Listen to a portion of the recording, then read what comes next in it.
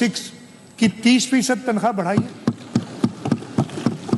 On top of it, अगर 30% तनख्वाह बढ़ने के बाद भी 37,000 रुपये नहीं बनती, इसलिए कि अगर आज मैं ग्रेड 1 में नौकरी करूं तो मुझे तकरीबन 32 साढ़े 32,000 रुपये ये 30% बढ़ने के बाद मिलेंगे, और एक तरफ मैं कह रहा हूं कि 37,000 मिनिमम वेज होनी चाहिए, तो हम एज पर्सनल पे उन लोगों की जिनकी 37,000 से कम तनख्वाह है, हम एक पर्सनल पे एक डिफरेंशियल का देंगे ताकि उनकी मिनिमम तनख्वाह 37,000 रुपये हो जाए। ये सारे एम्प्लॉइज के साथ होगा और ये अफेक्ट होगा ग्रेड 1 to 6 तक। 6 के बाद ये नहीं होगा।